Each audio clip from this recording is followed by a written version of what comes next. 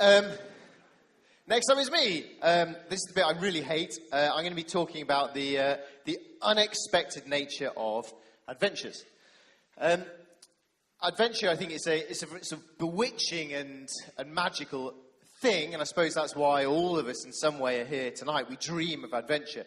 And my dream of adventure was to cycle to Australia. And I even did the hard bit, which was setting off from home to begin that. But I never made it to Australia. And in fact, I had to steal this photo from Mark Bloody Beaumont's website because the September 11th attacks got in the way of my adventure.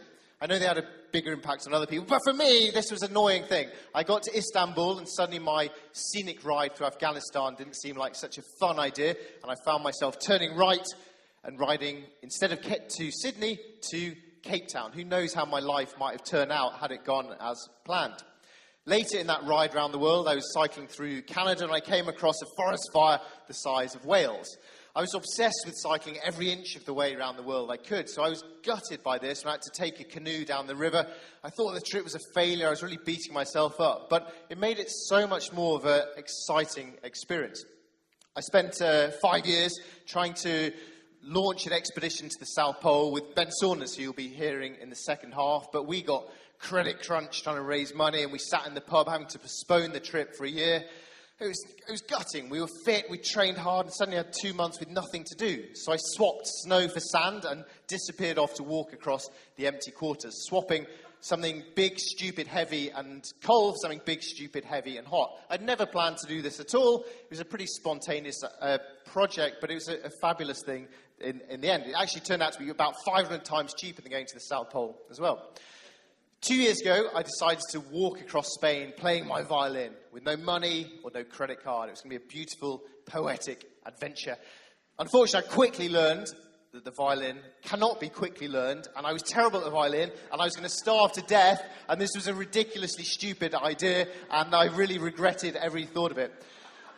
But I went to do it anyway.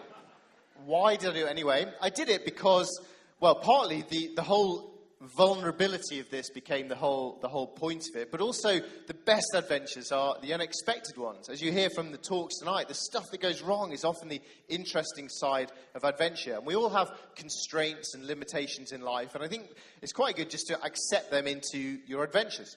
So I wanted to walk across India years ago, but I didn't have much money, so I just rolled with this, and I made this part of the whole project. I walked right the way the length of the Kaveri River for £500, including the flights, and just making that part of the trip. Because adventure really is all about artificial constraints. It's just about willfully making life difficult and miserable. Why cycle? Why go on your horse across Mongolia when you can go in a bus? Why walk to the South Pole when you can take a plane? Why base jump?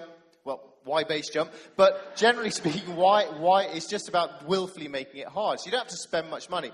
And that applies closer to home as well.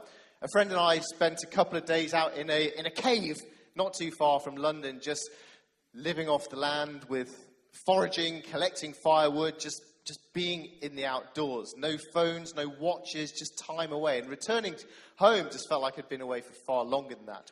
And you don't need to spend much cash on equipment either. If you like the idea of a canoeing adventure, but you can't afford a canoe or can't be bothered with the hassle, just get yourself a few tractor inner tubes, drift down a river on a warm summer's day. If you don't enjoy this, you have no soul. And actually, the limitation of equipment can even be just the point of what you're doing.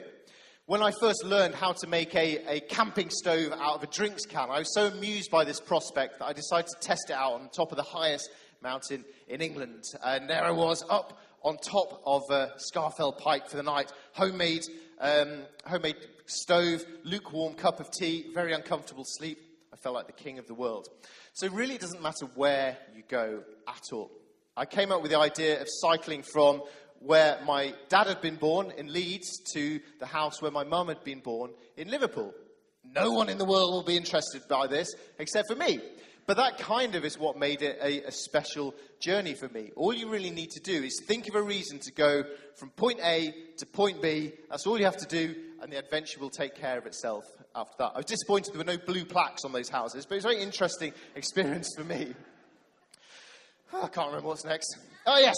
So, you don't actually have to make any plan at all. I sat in the cafe at Torridon, drinking tea, got out my map, closed my eyes, pointed completely at random, and ended up spending the night here on this rock. I have no idea what mountain it was called, overlooking the valley. It doesn't really matter where you go. All that matters is that you go, even if it's just an excuse to spend time with your friends. One romantic Valentine's Day, I found 2 other losers, and we went and persuaded them to go swim out across a cold lake to sleep on an island for a night. It was a brilliant thing just to spend some time together, doing something fun. We all slightly regretted in the morning when we had to swim back across the lake. It certainly wasn't as much fun the second time. But it's crazy, isn't it, when we're too busy even to see our friends. But living in the city there's so many constraints on adventure here. So I decided just to take that as the point of doing something. And I imagined I had a proper job in a penthouse office in the top of the Shard, and then cycled north till I reached the first field out of London, and then I did what proper grown-up people with proper jobs do. I had a takeaway, went to sleep, got up in the morning, got back on the train, got back into the city again. You can squeeze in little moments like this wherever you happen to be. We all have so many limitations in our lives, so many constraints, so many difficult things, and they're different for each one of us, of course. I think it's fantastic. We've got a lot of women adventurers here tonight to hopefully encourage some women to go do some more adventures. We've had young family folk speak at Night of Adventures. We've had old people. We've had bonkers disabled people doing stupid stuff. We are all capable of doing more than we realise. I want to finish with one of my favourite websites, deathclock.com. It tells you the date of your death. It's a wonderful website. The date in which you need to finish your final adventure. If this isn't incentive enough, I don't know what is. I hope that tonight you will come up with an adventure plan, get out there, go do it, and come back and tell us about it next year. Thank you very much.